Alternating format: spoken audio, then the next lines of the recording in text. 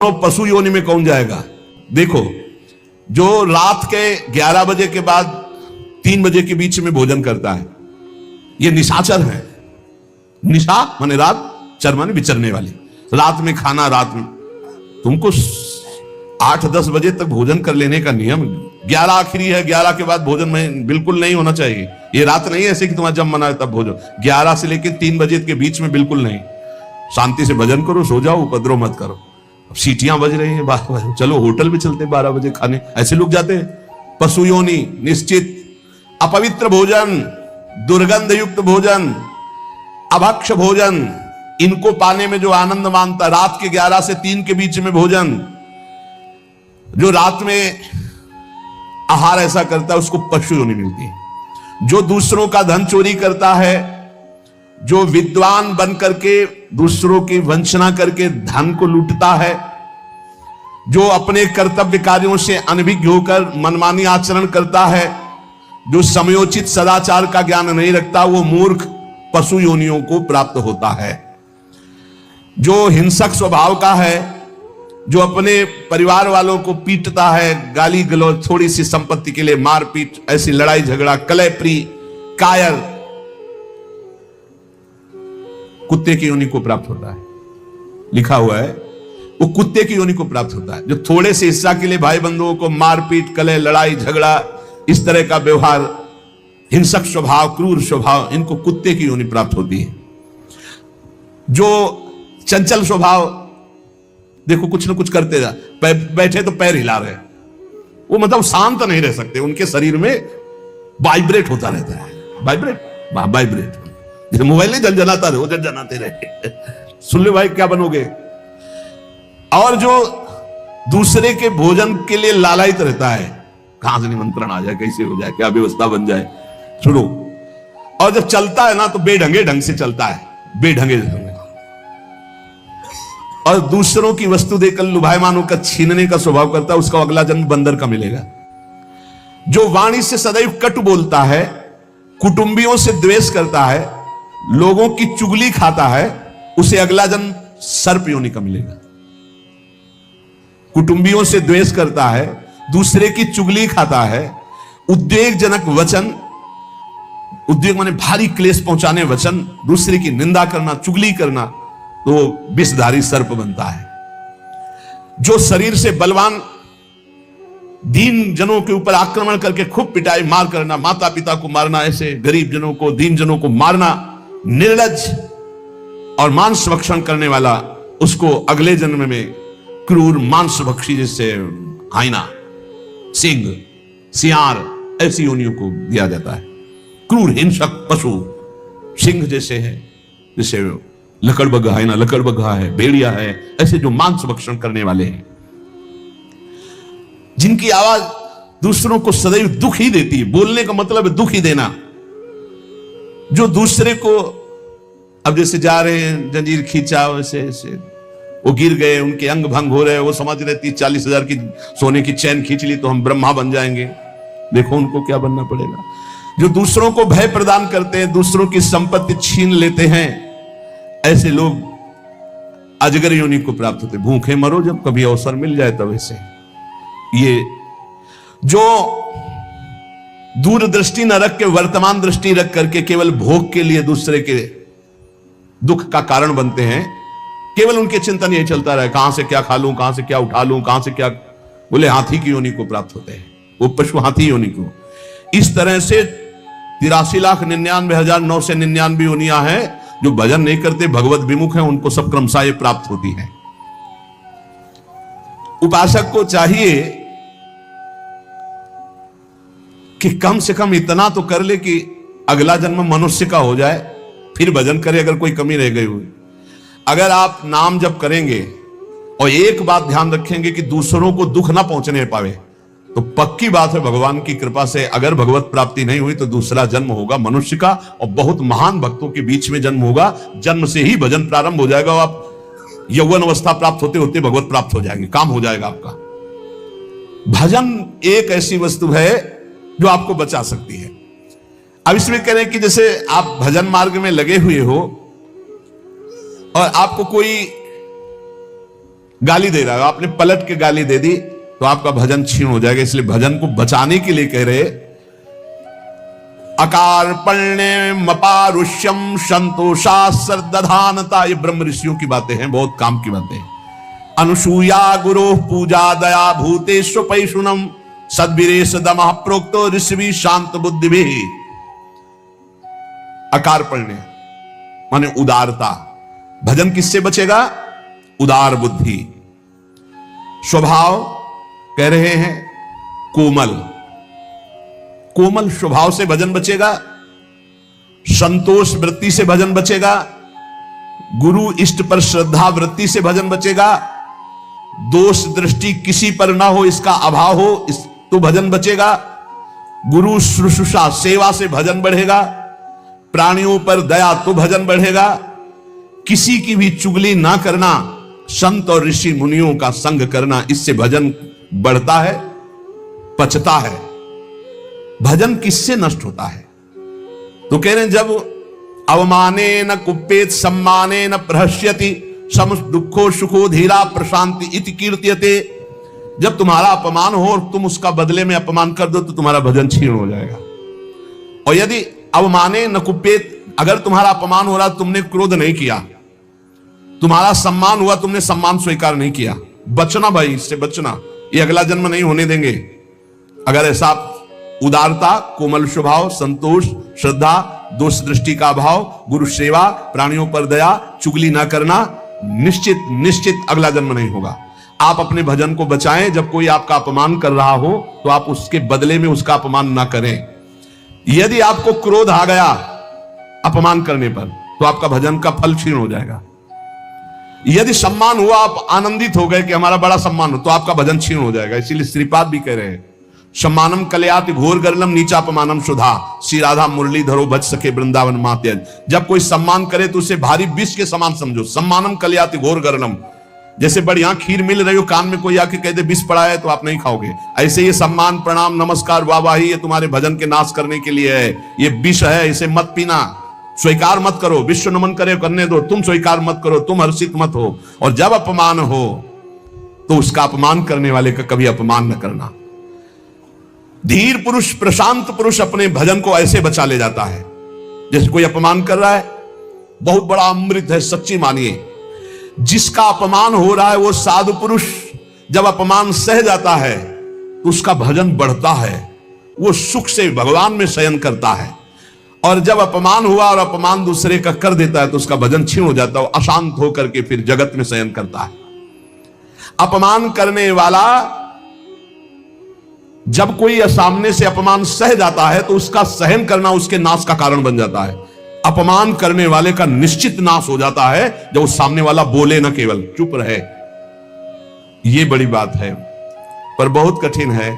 उस समय जब कोई अपमान कर रहा है, निंदा कर रहा है, आप शांत हैं, इसका मतलब आपके ऊपर गुरु कृपा है और आप अपने भजन को पहचानते हैं, भजन बचाना चाहते हैं। अपमानित होने पर चाहिए कि अपमान करने वाले की ना बुराई सुने ना बुराई करे। जैसे कोई आकर बहुत नीच आदमी आपको गाली दे रहा था, कान में अंगुली डालो, नहीं भाई वो नीच नहीं, भगवान उसके अंदर बैठकर मेरी परीक्षा ले रहे थे, मुझे पुष्ट कर रहे थे, वो नीच कैसे हो सकता है? अपने भजन पर दृष्टि रखे, ना उसकी निंदा करे, ना उसकी निंदा सुने, ना उसका बुरा चाहे। यद्यपि इसमें लिखा हुआ है कि जो अपमान करने वाला है उसका सर्वनाश हो जाता है। ऐसे महापुरुष का अपमान जब करे कि वो बोले ना केवल, तो वो अपमानित करने वाला पुरुष स्वयं नाश को प्राप्त हो जाता है। ये बड़ी बात है।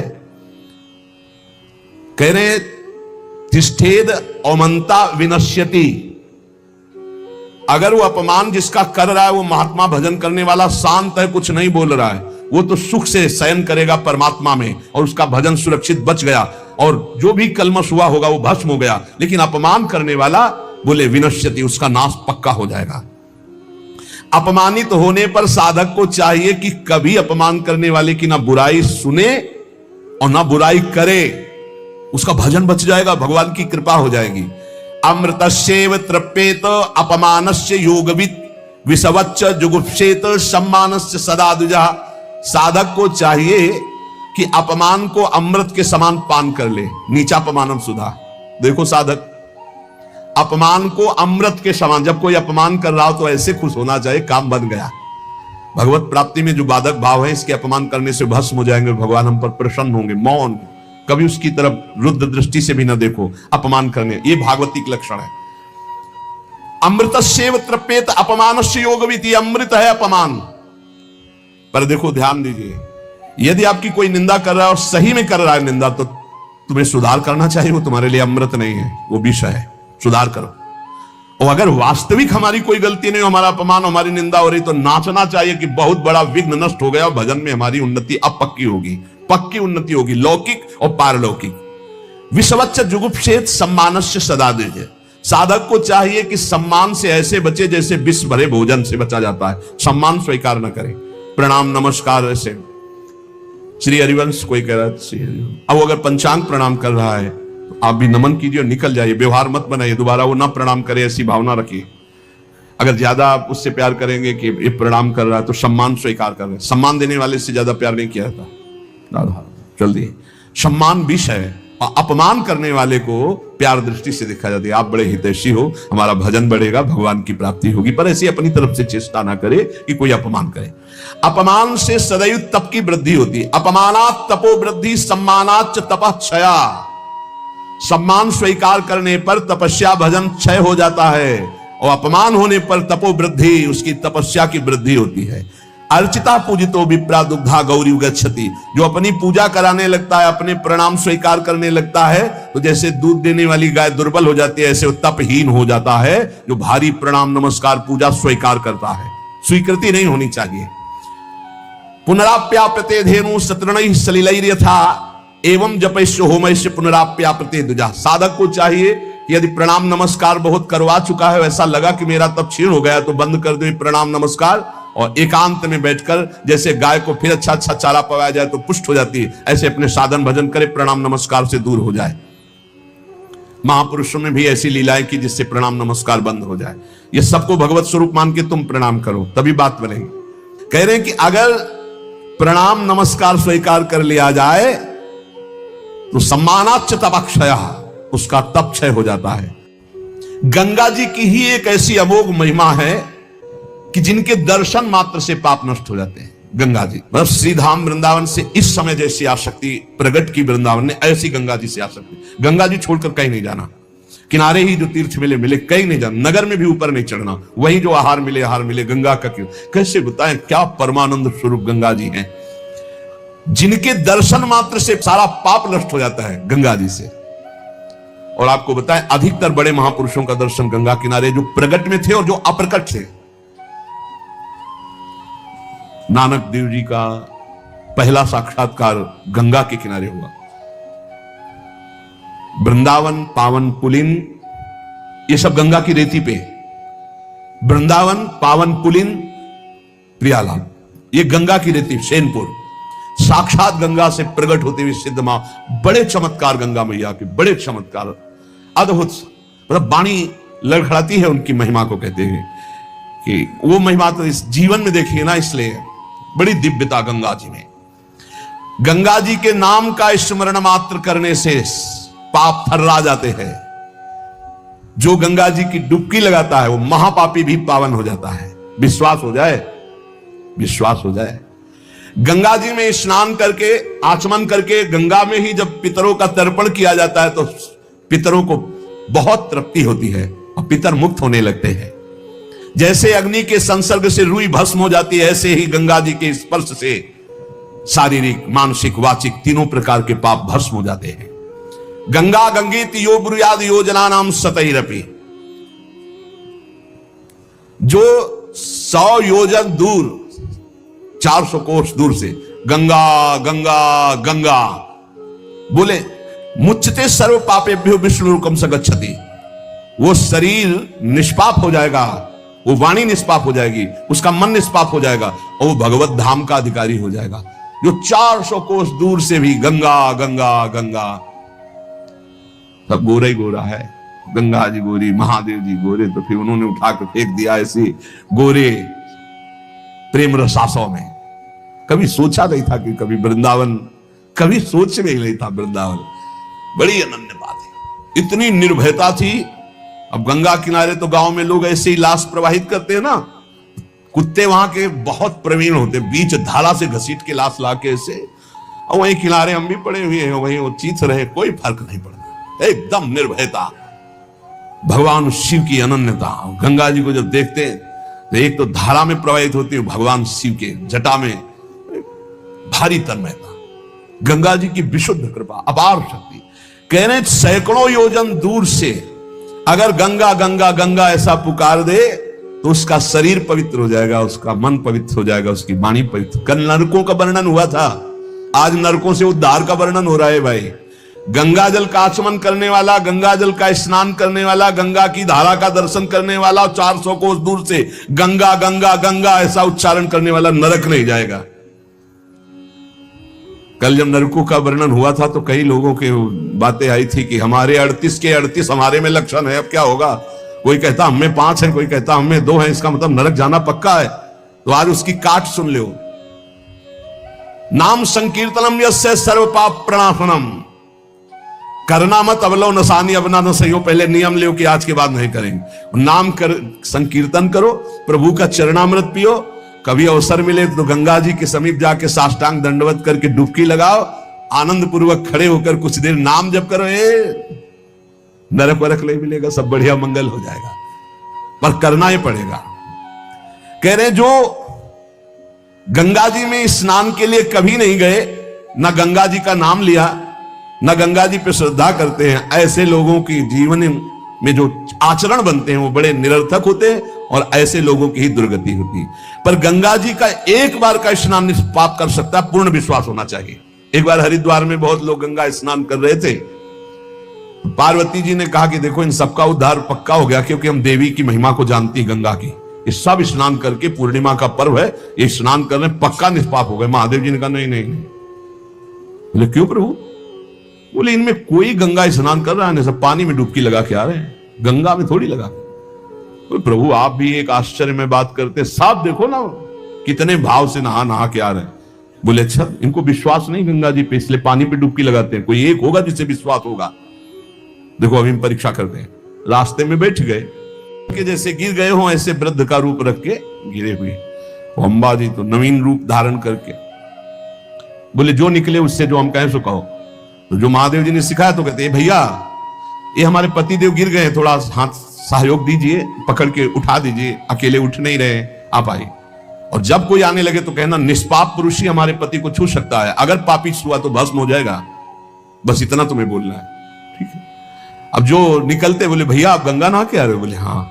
तो बोले आप तो निष्पाप हो ही गए होगे, हमारे पति फिसल के गिर गए, हमारे पति निष्पाप हैं, और जो निष्पाप पुरुष इनको निकाल सकता है, अगर कोई पापी छू लिया तो भस्म हो जाएगा, आप सहयोग करो।